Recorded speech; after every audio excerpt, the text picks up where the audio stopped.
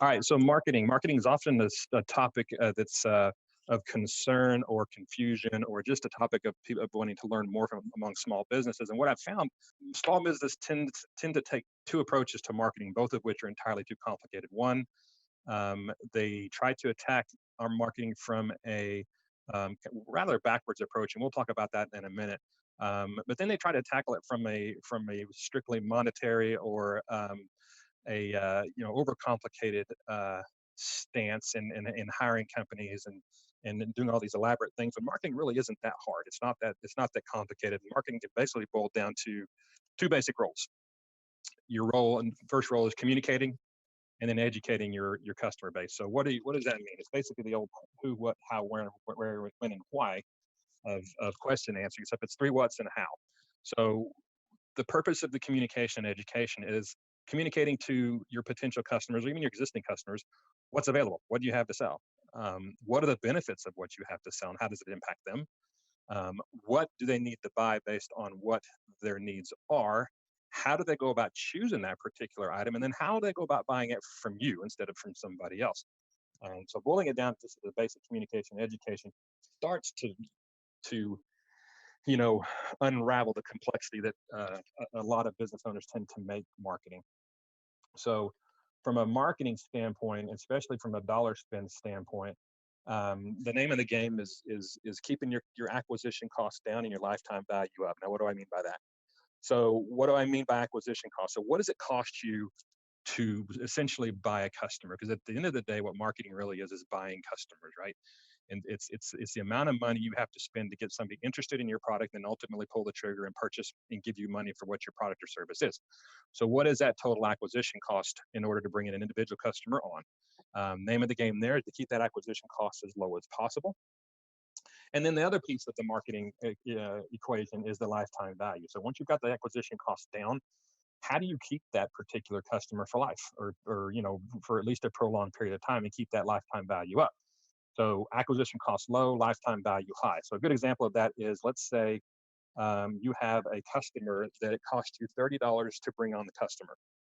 That $30 in acquisition cost only netted you $15 in actual revenue. So on the first purchase, that particular client was a money loser. But let's say that customer spends $15 a month, 12 times a year, and is with you for 12 years.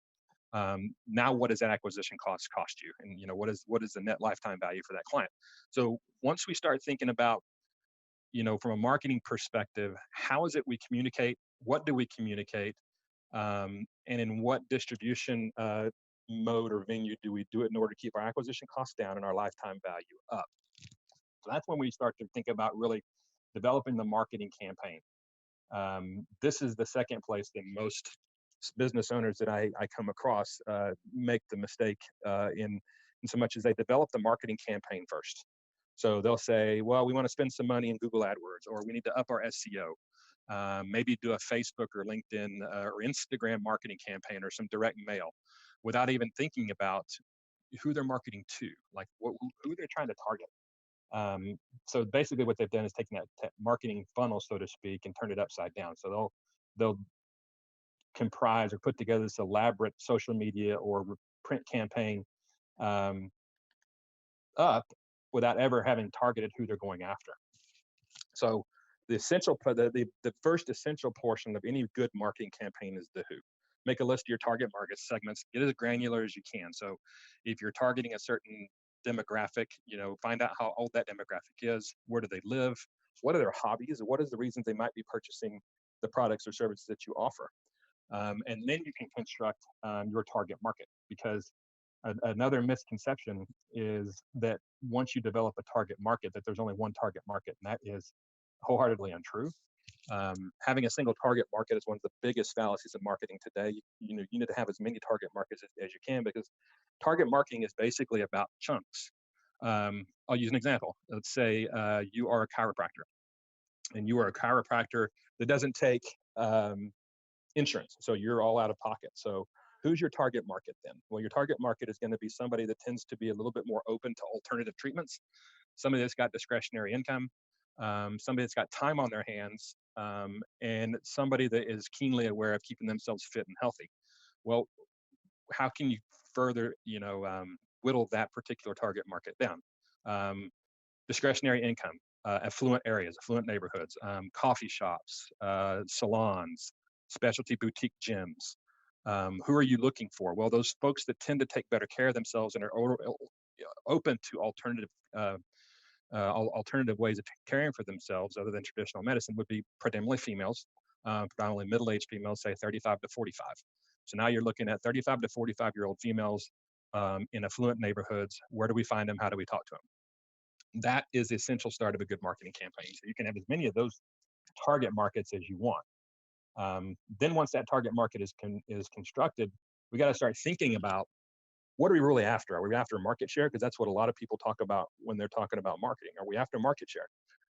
Really, we should be after what I call wallet share. So instead of going after a little bit of money from as many clients as you can, construct your offering and your advertising campaign, your marketing campaign, in order to get just about every dollar out of that individual customer as you can. It's about trying to get as much money because let's face it, the the cost to acquire new clients is infinitely more expensive than to get your existing ones to buy from you more. So we've talked about target markets, constructing your campaigns based on who your target market is and not necessarily the other way around, which is typically the mistake of most business owners. How you communicate with them, so constructing a message that resonates with that particular target market, the what, the three whats, and the how. Um, and then putting together a campaign that makes the most sense based on who you're trying to communicate with. Acquisition costs, keeping them low. Once you get them in the door, create extra value, keep them a long time, makes that makes the lifetime value much higher. So a good way to think about doing this for your target markets is, once you've got target markets established, is the rule of 10 by 10. So the rule of 10 by 10 basically means you want to have 10 marketing strategies in place at all times. And for each of those 10 marketing strategies, you want to have 10 tactics to go after that particular market, or to execute on that particular marketing strategy. So for example, if one of your marketing strategies is social media, then that's one marketing strategy. Now you've got to come up with 10 tactics for that marketing strategy. It could be Facebook, Pinterest, Instagram, email campaigns, landing pages, that sort of thing. And so once you come up with 10 strategies and 10 tactics, then you've got 100 different tactics in the field at all or deployed at all times, so that if any one goes down or stops working, then you've got 90 or 99 others to rely on. So that's the basics of marketing. It sounds complicated. It's really not. I think the amount of money and time spent amongst business owners on basically the spaghetti against the wall advertising approach could be drastically minimized and made much more efficient if they simply thought about who they're trying to attract.